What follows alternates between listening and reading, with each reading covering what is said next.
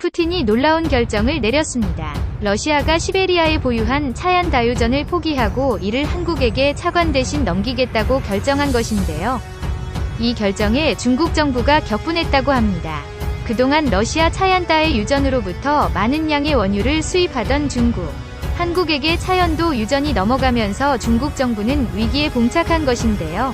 대체 크렘린의 결정이 어떻게 났는지, 그리고 한국이 러시아에게서 어떻게 차얀더 유전을 받게 되었는지에 대해 지금부터 자세하게 설명해 드리겠습니다. 구글의 파산. 세계 최대 기업이라고 알려진 구글조차 버티질 못했습니다. 구글 법인이 현재 상황을 최악에 가깝다고 말하며 회사를 존속하는 것이 어렵다고 솔직하게 고백했죠. 구글 러시아 법인은 모스크바 중재법원에 파산 신청서를 내면서 은행 계좌 압류와 동결로 인해 러시아 사무소의 직원 유지와 임금 증가, 공급업자인 하청업자들에 대한 결제가 불가능하다고 선언하며 정상활동 불가 판정을 내렸습니다. 러시아에서 이용하는 구글 서비스를 더 이상 제공하기 어렵다고 판단. 현재 최소한의 인력이 남아 무료 서비스를 제공할 계획이지만 이것도 언젠가 없어질 것이라는 불길한 말을 남겼죠. 서방 세계 국가들의 러시아 경제 압박은 지속적으로 러시아 경제에 타격을 주었습니다. 구글 러시아 법인이 무너진 것은 이를 정확하게 보여주는 일이죠.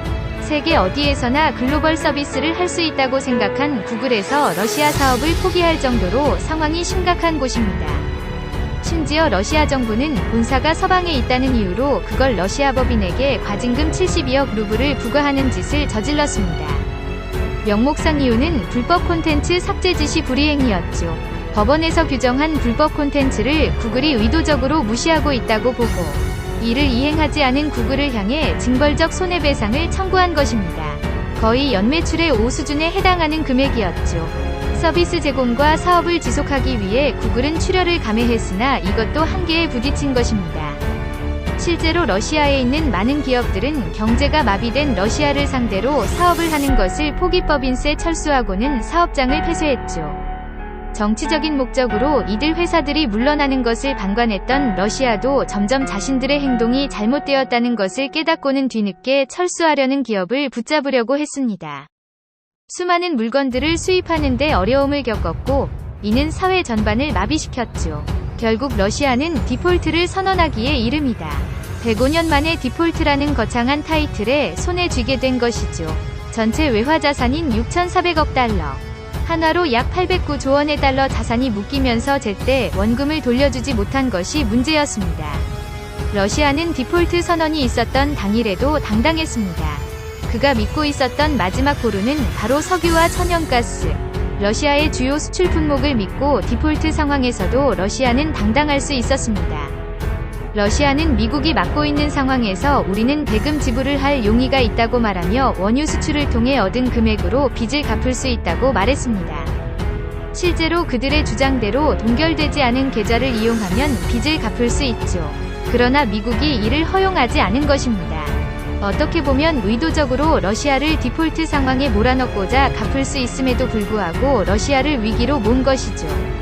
결과적으로 러시아의 디폴트는 시행되었고 갚을 능력이 있건 혹은 갚을 능력이 없건 러시아는 디폴트 상황을 정상 상황으로 가정하고 세계 각국을 상대로 빚을 갚기 위해 노력을 해야 합니다.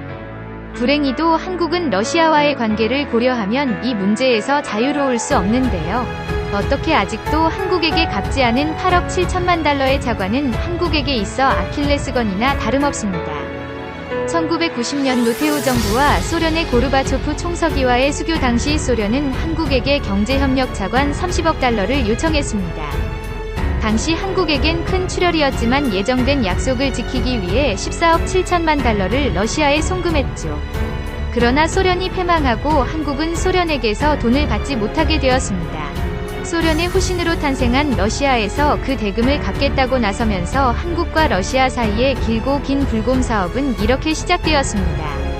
덕분에 한국은 러시아의 우수한 군사기술의 집약체인 현물들을 받을 수 있었고 이를 분해 분석한 덕분에 지금의 방산 능력을 한국이 갖출 수 있게 되어 사업은 성공적이었다고 볼 수 있었습니다. 하지만 완전히 러시아로부터 그때 빌려준 돈을 회수하지 못했죠. 2021년까지 이 문제는 이어졌고 제3차 불곰 사업으로 이어질 뻔했습니다. 그러던 중 우크라이나 러시아 전쟁이 터지면서 논의는 완전히 사라졌습니다.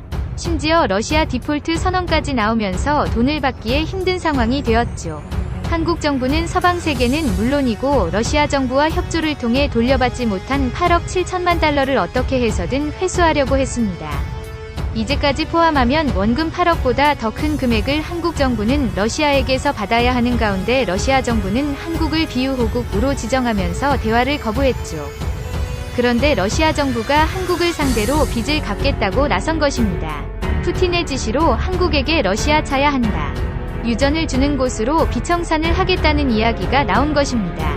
크렘린의 지시에 러시아 당국에서는 놀랍다는 반응이 나왔죠.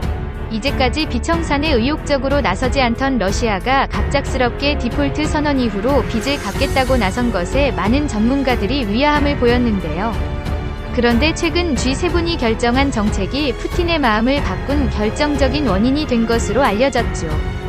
바로 원유 가격 상한제입니다. 한마디로 천정부지로 솟구치는 원유 가격에 족쇄를 채운 것인데요.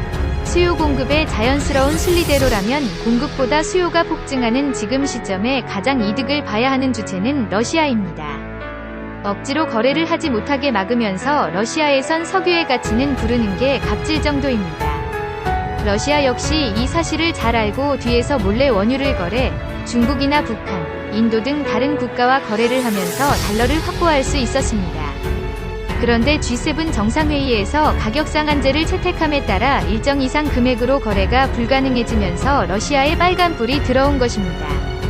이 결정이 가져다준 충격이 생각 이상인 것이죠.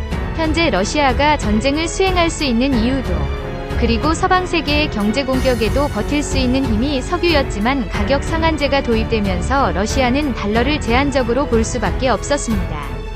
윌리엄 코트니 전 미국 대통령 특별보좌관은 언론 인터뷰에서 서방의 제재가 적절한 공격이 되었다고 말하며 푸틴을 생각 이상으로 압박했다고 분석했습니다.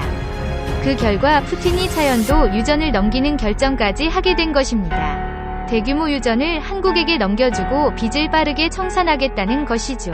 이 소식이 크렘린 발표로 나오자 당황한 것은 바로 중국이었습니다. 러시아의 풍부한 천연가스 자원들은 시베리아 전역에 퍼져 있고 그 중에서도 많은 양의 자원을 보유하고 있는 곳이 시베리아에 위치한 사하공화국입니다. 야쿠티아 공화국으로도 불리는 사하공화국의 보물인 자연도 유전은 7,910만 톤의 원유를 보유하고 있는 것으로 러시아 국영기업인 가즈프롬은 이 지역 일대를 개발, 송유관을 건설해 주변국으로 수출할 계획을 세웁니다. 가장 중요한 파트너로 중국이 선정되었죠. 에너지 수급의 향상 어려움을 겪었던 중국은 차얀자 유전에서 뻗어나온 송유관을 중국 발전소까지 연결하는 가스칸 사업을 추진. 이를 통해 막대한 원유를 얻을 수 있었습니다. 러시아도 파트너인 중국과의 협력을 바라던 입장이라 중국의 송유관 건설 사업에 돈까지 투자하며 적극 지지해줬죠. 그 결과 시베리아의 힘이라는 대규모 송유관이 건설되었고 중국은 매년 사연도 유전을 통해 연간 380억 세제곱미터의 천연가스를 중국으로 가져올 수 있게 되었습니다. 중국 리커창 총리와 드미트리 메드베데프 러시아 총리는 양국 교역을 2014년까지 1천억 달러 이상으로 늘리기로 합의해 중국은 차연도 유전을 통해 전달하는 원유량을 늘릴 것을 러시아에게 요청했고 러시아는 이 제안을 받아들였습니다. 중국에게 있어 알짜배기나 다름없는 2차 연도 유전을 한국에게 넘긴다는 소리를 듣고 난 뒤 베이징에서는 크렘린을 향해 격분하지 않을 수 없었죠.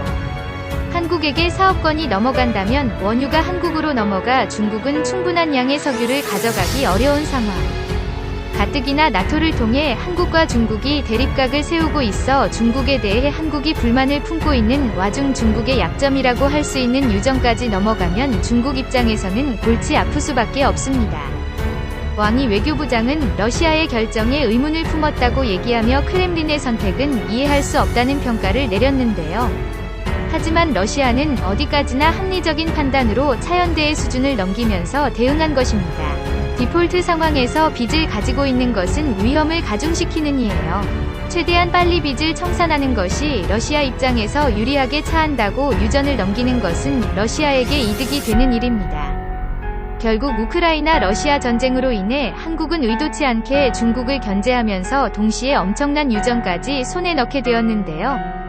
불곰 사업에 이어 유전에 이르기까지 러시아는 한국에게 아낌없이 베푸는 모습을 보여주었습니다. 석유까지 손에 넣었고 거칠 것이 없어진 대한민국 중국의 방위를 무시하고 한국이 세계 무대에서 당당해지길 기원하겠습니다. 쓰여주셔서 감사합니다.